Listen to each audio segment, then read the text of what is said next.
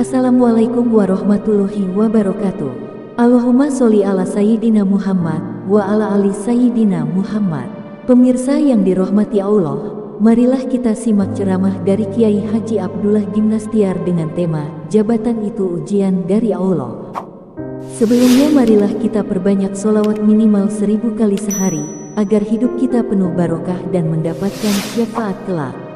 Jangan lupa berikan dukungan kepada channel kami dengan memberikan super thanks seikhlasnya.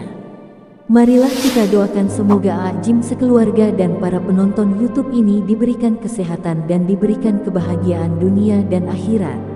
Amin ya robbal alamin.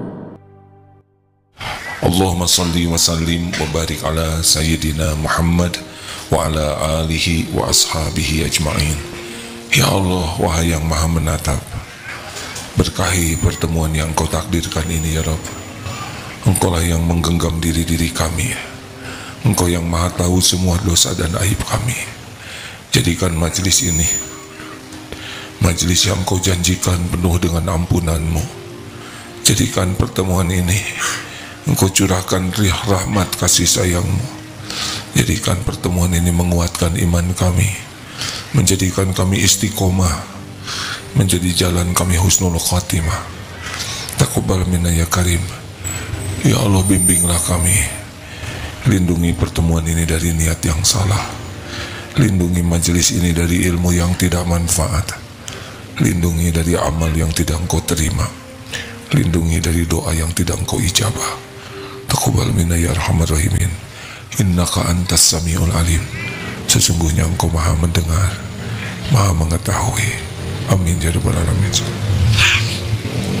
Kita simak surat Ali Imran ayat 26 dan 27. Ini ayat bisa berkaitan dengan pilkada, pilpres. Quran surah Ali Imran surah ketiga ayat 26 dan juga 27. Silakan bisa diikuti dan disimak. A'udzu billahi minasy syaithanir rajim.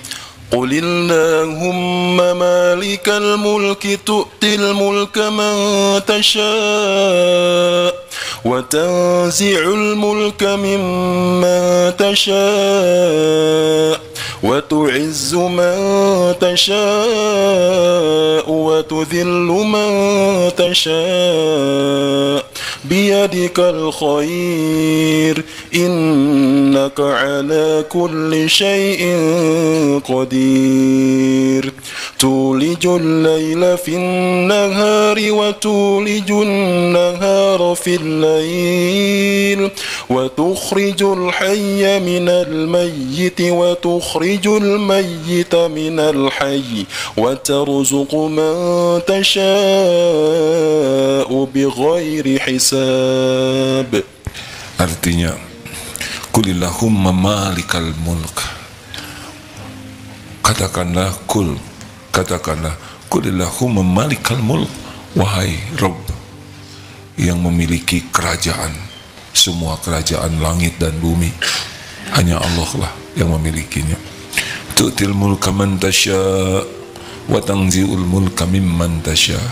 Engkau berikan kerajaan, kekuasaan, jabatan kepada siapa yang Engkau kehendaki. Engkau ambil, Engkau cabut kerajaan, kekuasaan, jabatan dari siapa yang Engkau kehendaki. Engkau muliakan, wa tu'izzu man tasya' wa tudhillu man tasya'. Engkau muliakan siapa yang Engkau kehendaki. Engkau hinakan siapa yang Engkau kehendaki. Biyadikal khair, di tanganmu lah segala kebajikan. Innaka, sesungguhnya Engkau ala kulli syai'in qadir, maha kuasa atas segala-galanya. Lanjutannya, tulijul laila fin nahari wa tulijul nahara fil lail wa tukhrijul hayya minal mayyit wa tukhrijul mayyita minal hayy. Maaf. Engkau masukkan malam kepada siang dan Engkau masukkan siang kepada malam. Engkau keluarkan yang hidup dari yang mati dan Engkau keluarkan yang mati dari yang hidup. Engkau beri rezeki siapa, wa tarzuqu man tasya'u bighairi hisab.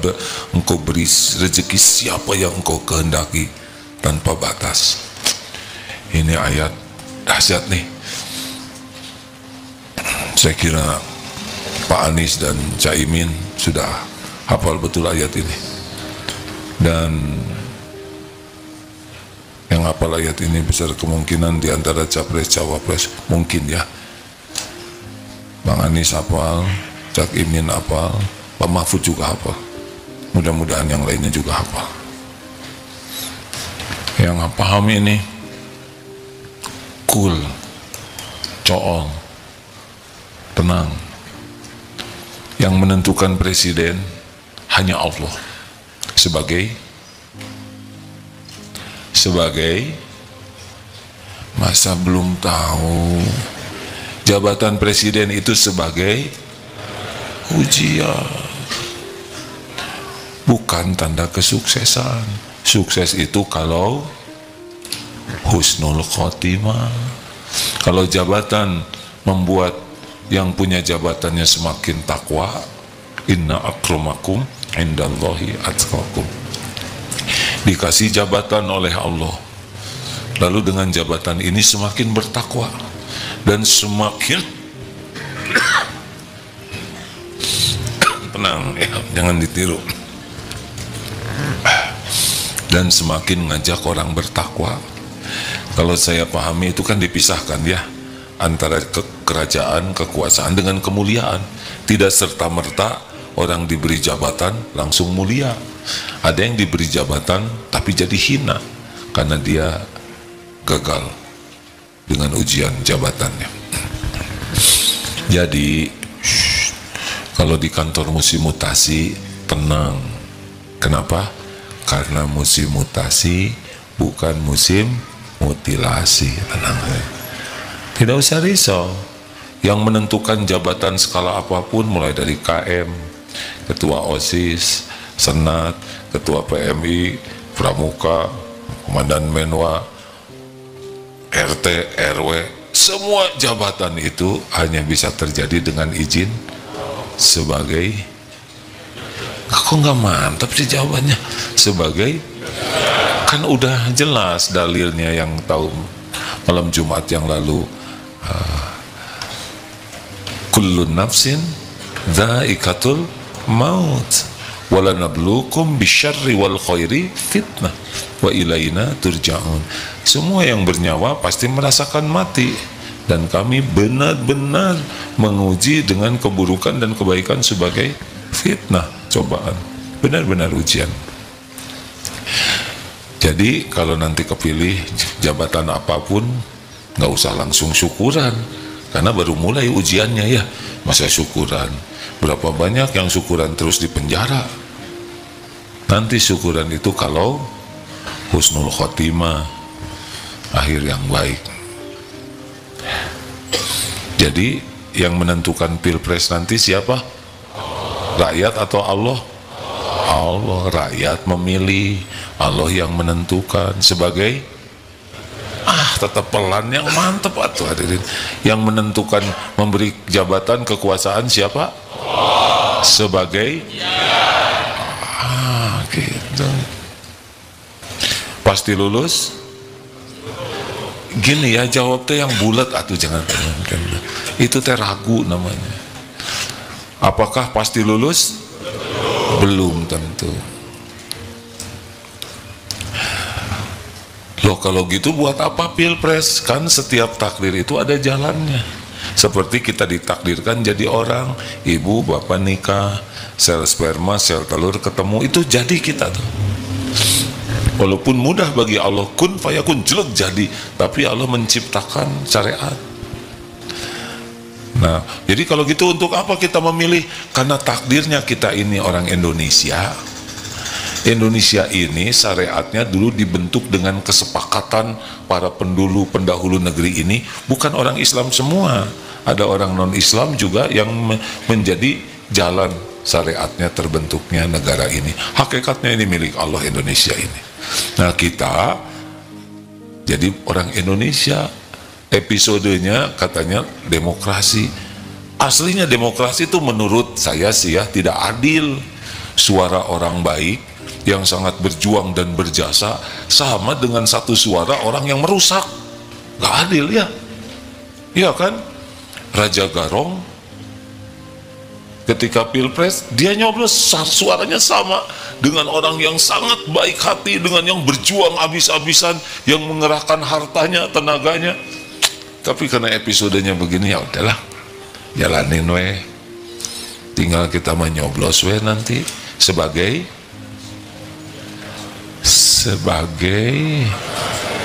amal soleh. Gini nih kalau ganti-ganti teh ya, Al-Anbiya 35 sebagai ujian, sebagai amal soleh apa? An-Nahl 97. Jadi ciri amal soleh 2, niatnya ikhlas, caranya benar. Nah, bismillah ya Allah, karena memang episodenya saya ada di Indonesia begini, inilah ikhtiar saya untuk memiliki pemimpin yang Engkau ridhoi. Pilih di antara 3 pasang ini, kira-kira siapa yang paling disukai Allah? Bagaimana taunya yang paling disukai Allah? Surat Al-Hujurat ayat 13. Inna akramakum indallahi atqakum. Sesungguhnya yang paling mulia di antaramu di sisi Allah adalah yang paling bertakwa. Apa cirinya orang yang bertakwa? Ya buka lagi Quran nih. Bagaimana Al-Baqarah ayat 3, alladzina yu'minuna bil ghaibi wa yuqimuna shalah wa mimma razaqnahum yunfikun. Terus walladzina yu'minuna bima unzila ilaika wa ma unzila min qablik wa bil akhirati hum yuqinun. Orang yang bertakwa itu orang yang beriman kepada yang gaib. Allah Subhanahu wa taala Maha Gaib. Dan yang gaib yang Allah ciptakan. Lalu bagaimana? Mendirikan sholat. Jadi wah itu dia beriman tapi tidak sholat. Enggak. Orang yang benar-benar beriman kepada Allah pasti patuh ke Allah. Sudah iman tuh amal soleh. Amal soleh yang pertama sholat, kemudian menafkahkan sebagian rizkinya. Ini penting nih ya, terutama bagi yang mau nyari jodoh, cari yang takwa. Ini cirinya nih, beriman. Kemudian ciri lainnya mendirikan sholat, bukan mengerjakan sholat. Udah tahu kan bedanya? Masa tiap malam Jumat harus diulangi? Gak boleh emosi. Kalau dakwah ngomong nggak usah pakai emosi. Baiklah, saya ulangi. Sholat itu, kalau yang mendirikan sholat dengan mengerjakan sholat ada bedanya. Kalau yang mendirikan sholat, wa aqimis sholat lidzikri, untuk mengingat Allah, itu akan khusyuk dan berbekas dalam perilakunya.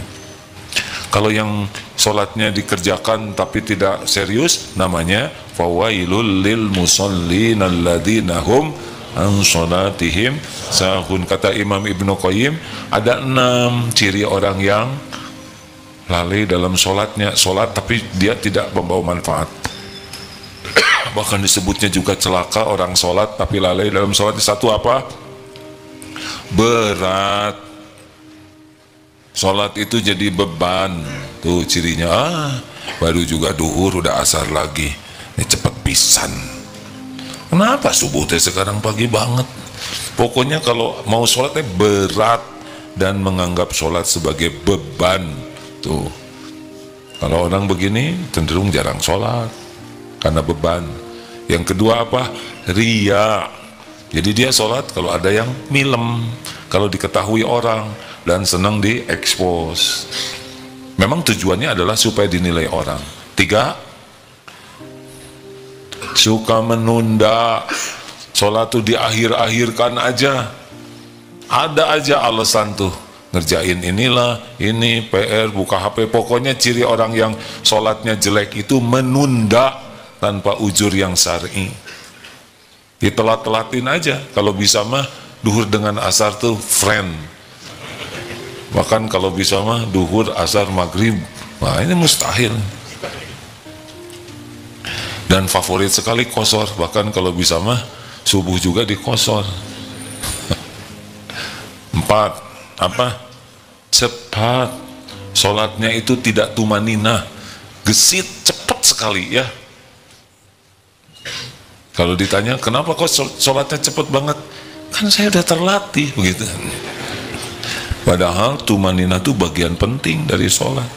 Kalau orang yang sholatnya jelek, tidak betah sholat itu. Kalau orang yang khusyuk dalam sholat, betah dalam sholat itu. Kelihatan dari sujudnya. Kalau orang yang kurang khusyuk, seperti ayam matuk, tuk begitu. Kalau orang yang khusyuk itu enak sholat itu, tumaninah. Karena memang sholat itu enak. Kemudian nomor 5, sedikit ingat Allahnya. Jadi Allahu Akbar, nyebut takbir aja nggak ingat Allah tuh, hanya mulut Allahu Akbar. Psh, kemana? Mulut terus kemana? Kami Bismillahirrahmanirrahim, tapi nggak ada di hati. Ini ciri orang yang lalai. Kalau orang yang mendirikan sholat, hadir dan menghayati, hadir dan menghayati setiap bacaan dan gerakan sholat, sehingga kalau lagi sujud itu ya katanya yang khusyuk ya, seakan-akan setiap sel tubuh kita, kan kita sel banyak terdiri atas sel-sel, seakan-akan semua sel-sel tubuh ini ikut bersujud kepada Allah. Duh, mantap begitu ya. Kerasa kita makhluk hamba yang tidak ada apa-apanya di hadapan Allah yang maha agung, penguasa langit dan bumi. Makanya orang-orang yang khusyuk sholat itu nikmat dan nagih sholat itu. Bagi orang yang tidak khusyuk, ya gitu, kesempatan buat melamun. Banyak yang nggak ketemu waktu selain sholat, ketemunya waktu sholat. Banyak rencana makan dalam sholat, rapat selesai waktu sholat ya. Dan yang terakhir, malas berjamaah. Maaf hadirin, boleh saya minum dulu?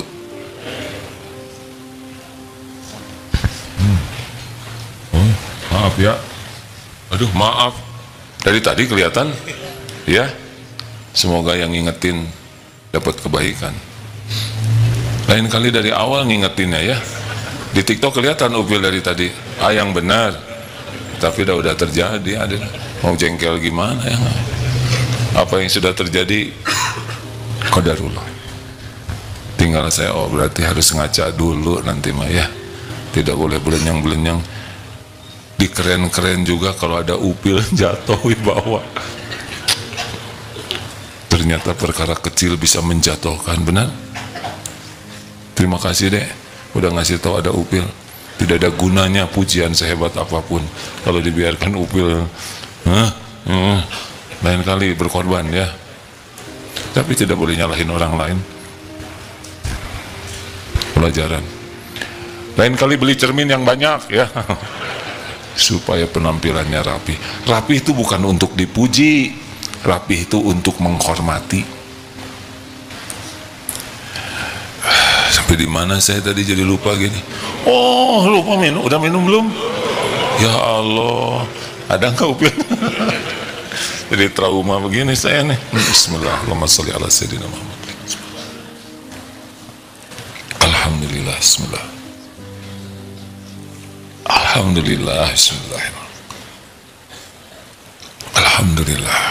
Tiap air yang masuk diapit oleh 2 asma Allah, ya kan? Bismillah dan Alhamdulillah. Insya Allah barokah. Berarti 20 menit upilnya dibiarin. Wah, ini sejenis dendam hadirin ya, sejenis dendam yang ditahan. Kombinasi ya antara jengkel dengan nggak bisa diulangi ya kan. Alhamdulillah. Betapa lemahnya manusia ya. Alhamdulillah. Minum sudah ya barusan. Nah, jadi tadi sebelum minum ngebahas apa? Oh ya, orang takwa tidak cinta dunia karena yakin dunia itu milik Allah dan Allah yang ngebagikan dan cuma ujian.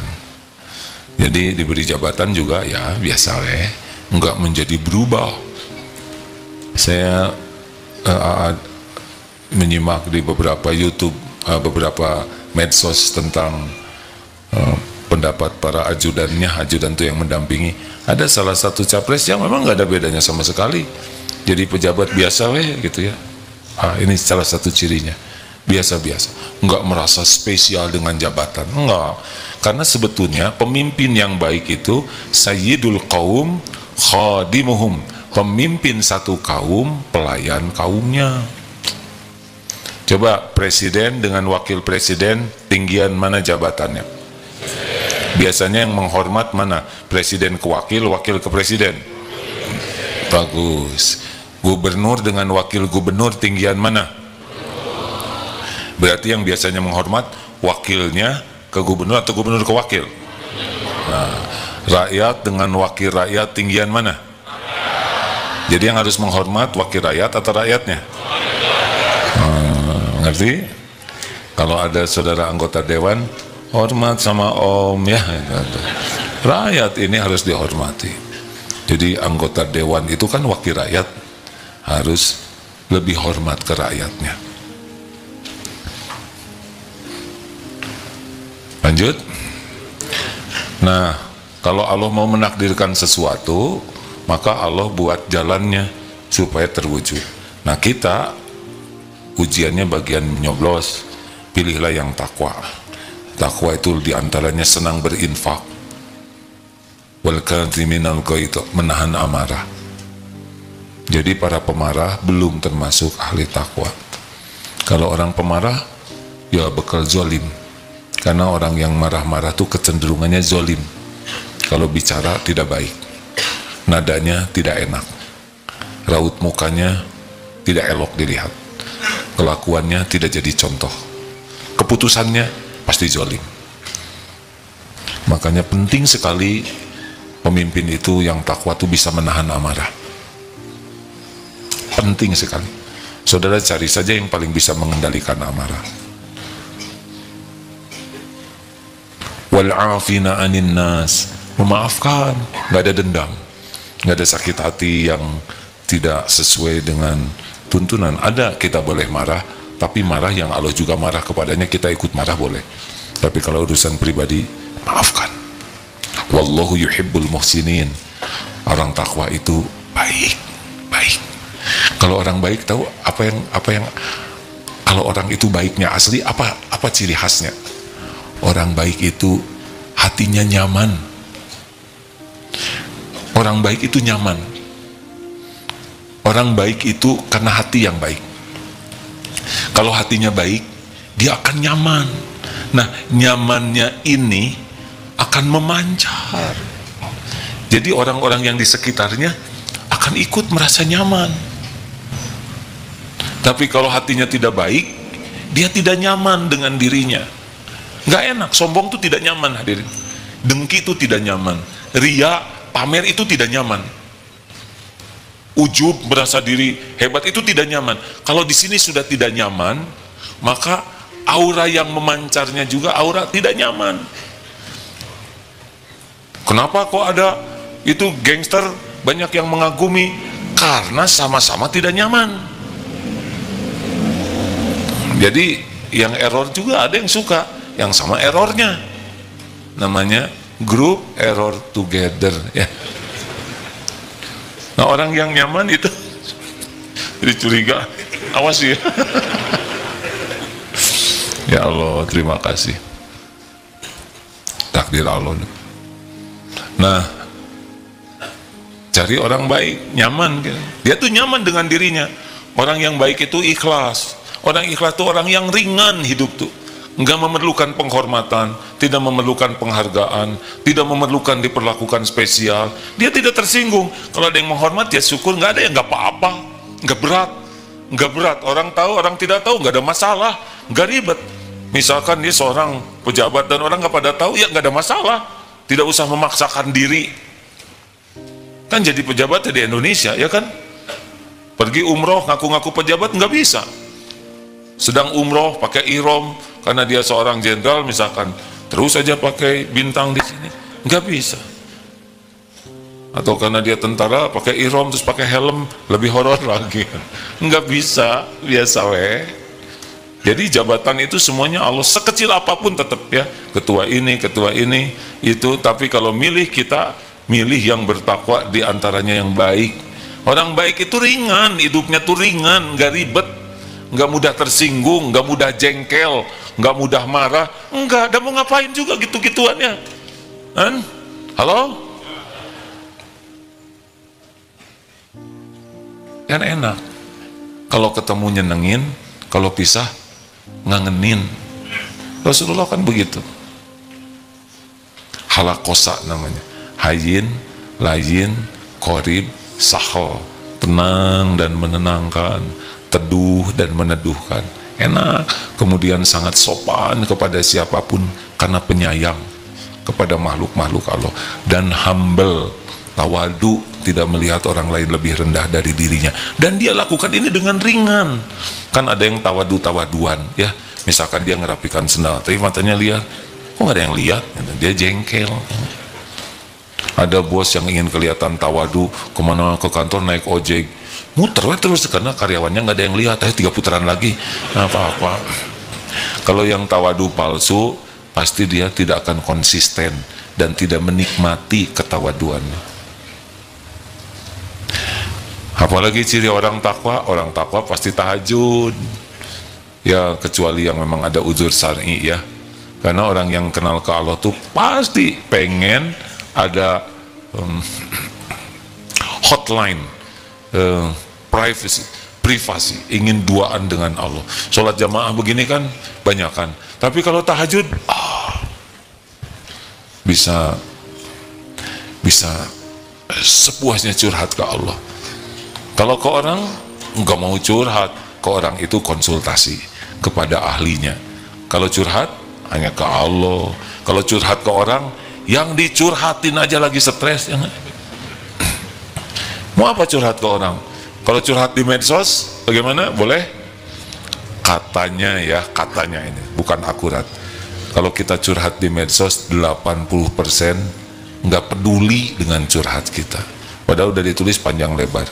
Nah, yang 16% yang baca merasa bahagia lihat penderitaan kita, rasain loh ya. Sisanya 4% enak bacanya kan. Ini bukan polling asli, tapi sangat boleh jadi begitu.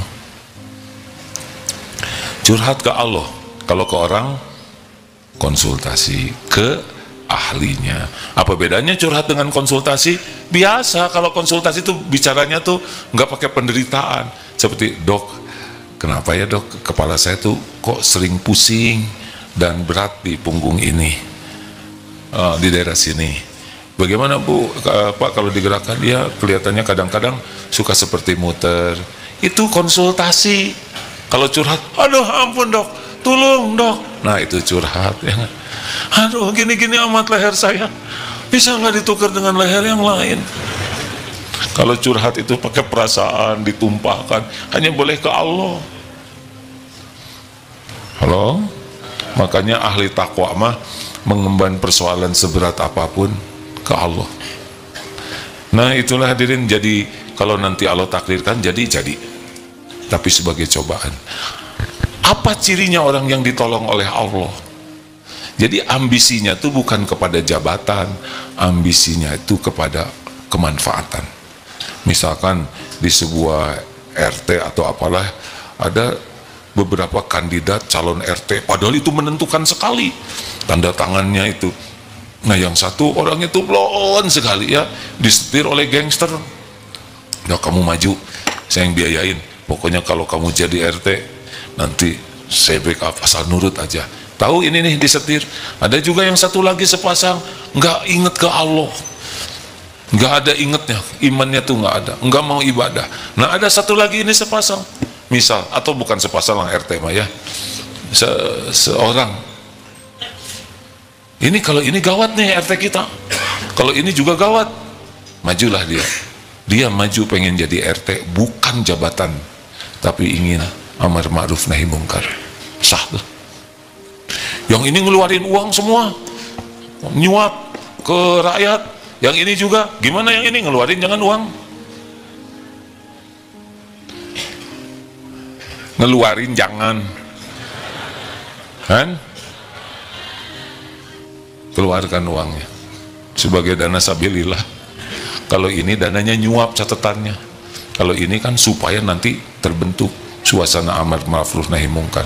Saya ikut kepada ulama yang kalau ayo ini ngasih sembako, itu ngasih sembako, kasih, karena kalau enggak nanti yang kepilih yang secara syariat begitu.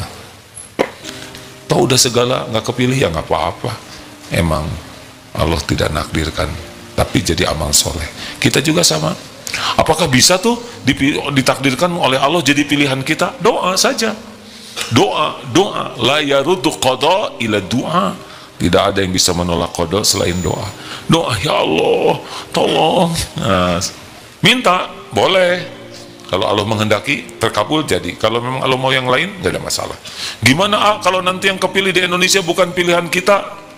Ya nggak apa-apa, kita doakan saja kebaikan supaya jadi baik, betul? Nggak usah benci seumur-umur. Tiap ada keputusan kita tidak suka, jangan. Doakan yang baik terus. Enak tidak sih? Ih, jawab hadirin. Masa nggak enak sih? Ya ngejawabnya kepaksa. Suudon. Lanjut.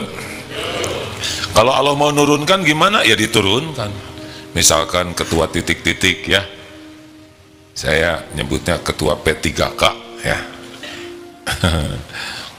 Padahal segitu powerfulnya katanya, udah diperpanjang, tapi kalau Allah berhenti mah ada aja jalannya berhenti.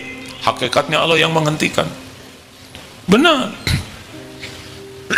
Kalau Allah mau menghentikan, ada jalannya berhenti. Ada jalannya. Makanya kalau kita lihat ada orang yang zolim, doa aja ke Allah, minta supaya Allah menghentikan. Boleh. Bukan sebel ke orangnya, tapi sebel kepada kelakuannya. Begitulah. Tu'izzu man tasya. Kalau dia benar, Allah muliakan. Kalau udah dimuliakan oleh Allah, tidak ada yang bisa menghinakan.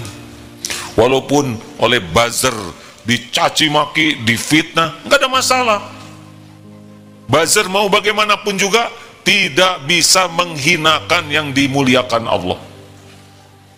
Kalau tu'izzu man tasya wa tudhillu man tasya, kalau Allah mau mengangkat derajat seseorang, pasti terangkat, pasti terangkat. Mati-matian dijatuhkan semua media, enggak ngepek, enggak ada yang bisa mempengaruhi apa yang Allah tetapkan. Tapi kalau Allah hinakan, wa tudhillu man tasya, Allah menghendaki hina seseorang karena perbuatannya hina, dibuka oleh aibnya oleh Allah, pasti jadi hina walaupun mati-matian diangkat oleh siapapun. Tidak ada yang bisa memuliakan orang yang dihinakan oleh Allah, enggak. Tapi kok itu ada orang yang ngaco jahat dimuliakan? Ya dimuliakan oleh yang sama hinanya, bukan dimuliakan.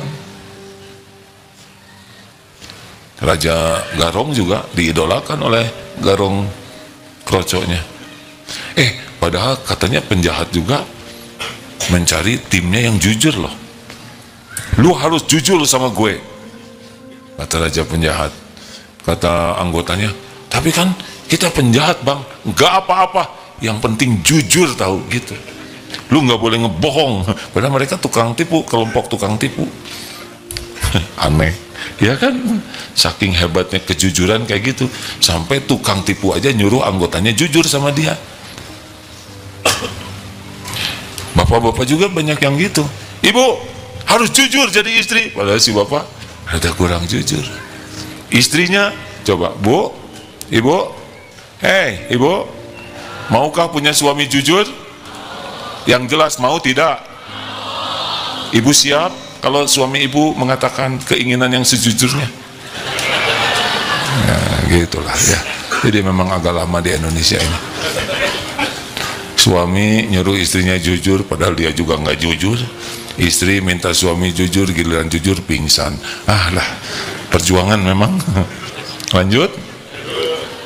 Biyadikal khair, di tangan Allah lah segala kebajikan. Jadi Allah tidak menyebut segala kebaikan dan keburukan di tangan Allah, tidak.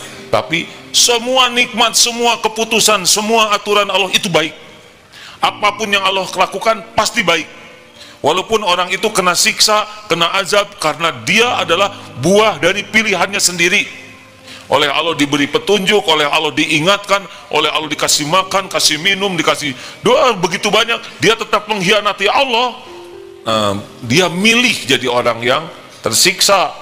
Jadi siksaan itu bukan buruk dari Allah, tidak. Semua apapun yang Allah lakukan baik.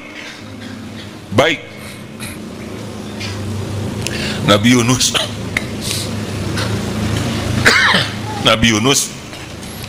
3 kegelapan, gelapnya malam, dikecemplungkan ke dalam gelapnya lautan, masuk ke dalam ikan, gelapnya perut ikan. Ini super gelap. Doanya apa? La ilaha illa anta subhanaka inni kuntu minaz zalimin. Tiada ilah yang berhak disembah, tiada Tuhan yang berhak disembah selain Allah. La ilaha illa anta, selain engkau. Subhanak, maha suci engkau ya Allah. Apapun yang Allah putuskan, apapun yang Allah tetapkan, apapun yang Allah takdirkan, semuanya sempurna. Tidak ada yang jelek, tidak ada yang salah, tidak ada yang kurang, tidak ada yang meleset. Sempurna di atas kesempurnaan apapun yang terbayang oleh kita. Maha sempurna dibanding kesempurnaan yang terbayang oleh kita sebagai makhluknya. Jadi bayangkan, sudah begitu beratnya tetap berbaik sangka. Inni kuntu minaz zalimin. Saya ya Allah, manusia zalim itu saya. Bayangkan, masuk dalam perut ikan, gelapnya malam, gelapnya laut, tetap menganggap ini perbuatan Allah yang terbaik baginya. Yang buruk adalah dirinya. Keluar tuh dari kegelapan itu. Makanya itu Ismul Azam. Kalau adik-adik jamaah dalam kesulitan, baca doa yang tadi. Tapi hatinya harus meyakini ketauhidan, husnuzon ke Allah, ngaku kezaliman diri. Nabi Adam diturunkan dari sorga ke bumi. Syariatnya kan itu ditipu oleh iblis. Apa ketika tobat nyalahin iblis? Ya Allah, saya ini korban penipuan iblis. Enggak. Sama seperti Nabi Yunus. Ya Allah, itu saya gara-gara umat nggak mau nurut. Ini lagi ada yang ngecemplungin saya. Ini si ikan ya Allah. Nggak ada satupun yang disebut. Yang ada adalah maha suci engkau, saya makhluk yang zalim. Lihat Nabi Adam. La ilaha illa anta, Rabbana zolamna anfusana wa illam taghfir lana wa tarhamna lanakunanna minal khasirin. Ya Rabb, Tuhan kami ngaku kami zalim kepada diri kami sendiri. Enggak nyebutin yang lain-lain. Karena kalau diri merasa sebagai korban keburukan orang lain, kita nggak bisa tobat. Saya ini korban pencopetan. Tebak, kita kecopetan, yang salah siapa? Kenapa sih ribut, susah amat menjawab hadirin? Tapi bebaslah saudara menjawab atau tidak, saya nggak akan terikat oleh perasaan. Kalau kita kecopetan, itu sebetulnya yang mengundang musibah itu siapa? Copet itu kasihan, dia bagian dosa untuk ngingetin kita. Copet dilegok nyenang, ngarang nih ya. Kita di sini, kalau takdirnya bakal kecopetan di angkot, kita bakal masuk ke angkot itu. Dan si copet, hampir nyebut cepot, si copet juga pasti naik ke sana. Posisinya juga jadi ngepas. Kita ngadep situ, copet ngadep ke kita. Dan kalau ketukar, jadi kita yang nyopet. Nggak boleh, bukan gitu. Dompet diambil. Wa ma asabakum min musibatin fabima kasabat aydikum. Musibah apapun yang menimpamu dikarenakan tanganmu sendiri. Astagfirullah. Jadi kalau kita merasa ini copet kurang ajar, copet udah nggak bisa tobat. Tapi kalau ya Allah, qadarullah saya kecopetan, pasti diundang oleh dosa saya. Saya ngaku ya Allah, saya memang tidak bayar zakat selain zakat fitrah. Astagfirullah, saya juga pelit kalau sedekah. Kemarin ngasih 5 ribuan juga dicari yang robek ujungnya. Astagfirullah, astagfirullah. Waktu kucing mau makan ikan, terus saya habisin dagingnya, sampai kucing tinggal ekornya, tulangnya. Astagfirullah, saya tuh bahkan kepala ikan juga saya makan. ekornya juga dimakan. Jadi tinggal tengahnya, nggak usah kayak gitu tobatnya. Astagfirullah, astagfirullah, astagfirullah. Tadi beli duku, saya pilih yang gede-gede semua. Jadi simangnya tinggal yang kecil. Astagfirullah, astagfirullah.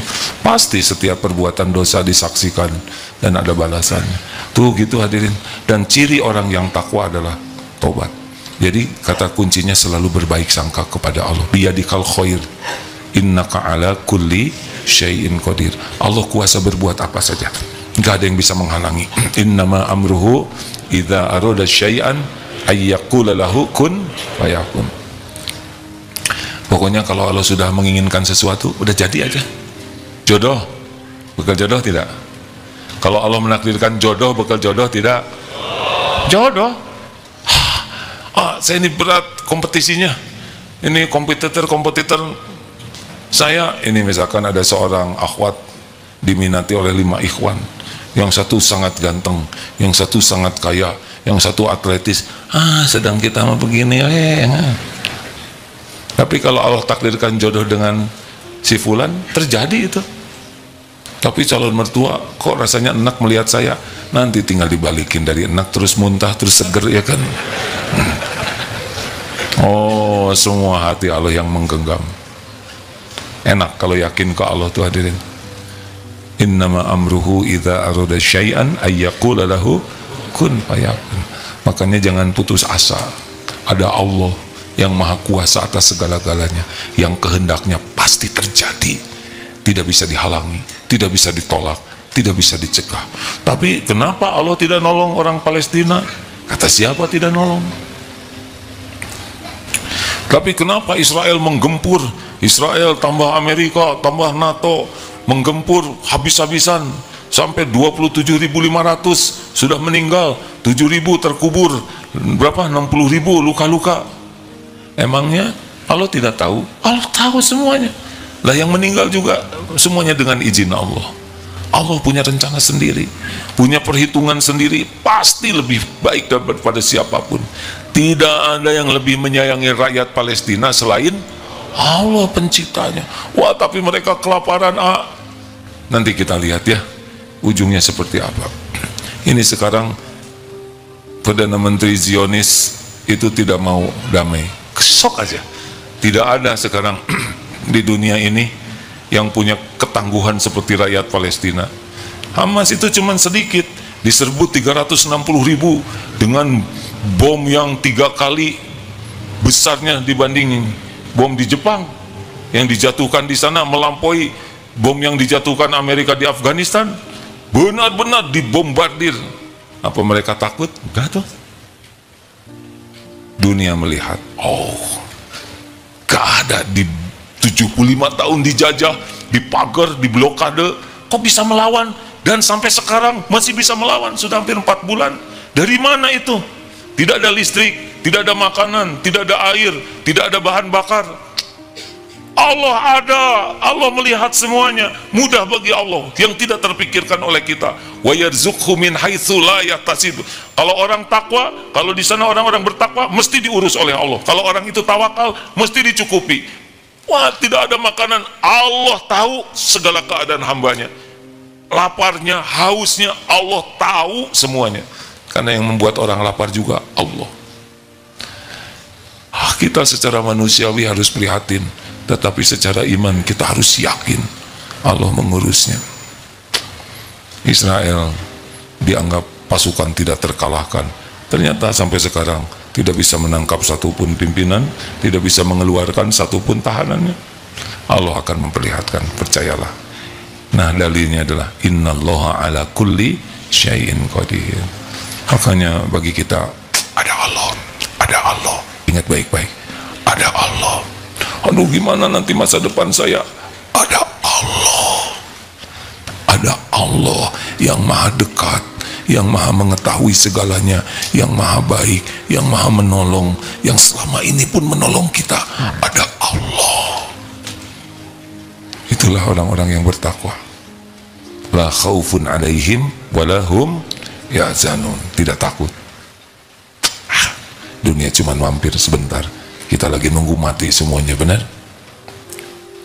Maka tadi diingatkan oleh ya ke Caimin, ingat bakal mati ya. Presiden-presiden semuanya dan wakil presidennya juga pada meninggal, nggak berapa lama lah punya jabatan, tapi di akhirat pasti harus mempertanggungjawabkan.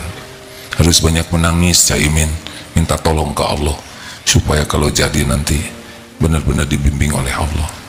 Kalau nggak jadi ya nggak apa-apa, ya semuanya ada takdirnya. Teng, jam 9 tepat. Terima kasih rekan-rekan berinfak ya. Semoga yang berinfak dijadikan ahli takwa, digugurkan dosanya, ditolak bala dan musibah, diijabah doanya, dilipat gandakan rezekinya. Amin ya rabbal alamin. Alhamdulillah setiap kegiatan sekarang santri yang mengelolanya. Jadi masjid-masjid Darut Tauhid yang ada sekolahnya, DKM-nya adalah santri. Belajar berorganisasi, belajar mengelola masjid. Terima kasih. Sebelumnya yang mau hadir ke sini itu Pak Anies, tetapi kesulitan bisa mematchingkan waktunya. Alhamdulillah takdirnya di sisi Allah memang Caimin tadi ke sini. Pak Anies rencananya nanti tanggal 12, tapi sudah masa tenang. Beliau mau silaturahim untuk ya tukar pikiran dan mungkin minta pendapat. Kalau nyebut minta nasihat, memangnya kita bisa nasihatin ya nggak? Tadi wartawan nanya, yang kesini cuman dari satu, iya. Bagaimana kalau capres cawapres yang lain mau kesini? Ya itu silakan saja. Ini kan nerima tamu kan kewajiban, benar? Ini kan rasa-rasa capres ya. Monggo, tapi ada yang kesininya ya itu, jadi ya itu dia ya. Relax aja ya. Pilpres ini tidak usah emosional ya. Dan Tuhan kita mah bukan presiden. Siapa Tuhan kita? Allah. Dari dulu juga ganti-ganti presiden, tetap aja ya saudara makin tua ya. Iya kan?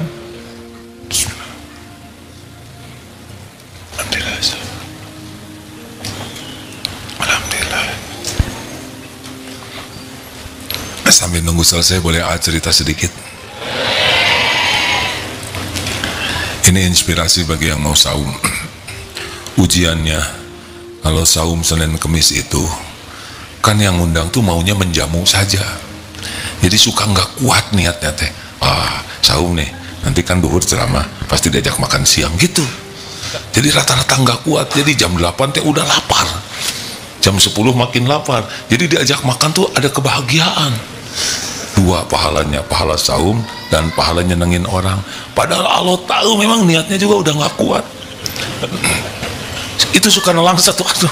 Apalagi kalau udah ternyata nggak jadi disuguhin, aduh, udah maleles hadirin, udah jelek niatnya, nggak ada makanannya. Ada dulu juga dijamu ternyata hanya bubur kacang, bukan hanya ya, aduh, rumah batal ya. Nah, diingat-ingat waktu saum Ramadan ada sakit waktu itu, jadi ada yang batalnya. Nah, hari tadi itu ini saya mau saum kodok, membayar hutang. Enggak tuh, enggak lapar, disuguhin juga, tenang aja. Ternyata niat wajib dengan sunnah itu kalau udah wajib, benar kata dokter Asep, kita jadi lapar itu karena memang kita mikirkan makanan. Tapi kalau kita memikirkan pahala, apalagi ini kewajiban, hilang itu lapar tuh enggak aja. Itulah sebabnya Ramadan mah lebih kuat daripada Senin Kemis. Padahal 1 bulan, benar? Kenapa giliran nyawalan jadi nggak kuat, leles, jangan. Apalagi keller di depan seperti yang menggapai-gapai, ya kan? Kenapa 6 hari di bulan Syawal banyak yang tidak kuat? Ternyata niat yang membedakan. Itu pengalaman saja. Terima kasih. Dan jangan juga diniatkan aneh. Saya sudah 2 bulan saum Daud, masa timbangan saya nggak kurang sedikit pun? Apa urusan dengan timbangan? Tinggi kelas hadirin. Alhamdulillah, terima kasih sudah masuk semua itunya, itunya uangnya sudah sedekah. Alhamdulillah, maaf saya cek dulu kalau ada yang masuk informasi. Alhamdulillah. Oh alhamdulillah. Ini kata yang ngurus medsos, gak kelihatan yang tadi aman. Cuman ada sendiri yang lihat deh. Berarti oleh Allah ditutup yang sebelah. Aduh, pengalaman berharga nih ya. Saudara juga gitu. Oh dulu ada seorang ustadz bagus soleh, mudah-mudahan Allah mencintai beliau. Khotbah Jumat, hadirin sekalian, kita benar-benar ketepak ininya, kopiahnya, jadi menceng ke sini. Beliau tidak menyadari, padahal ceramahnya itu bagus, tapi senyum karena lucu, menceng ininya. Dosanya ini jamaah nggak ada yang ngasih tahu, sampai tamat itu senyum terus, padahal beliau sedih ceramahnya. Efek kopiah menceng. Itulah sebabnya di Darut Tauhid punya konsep bebas komiba. Apa santri? Bebas komiba? Berantakan, rapikan, basah, keringkan, kotor, miring. Itu kopiah asalnya. Bahaya,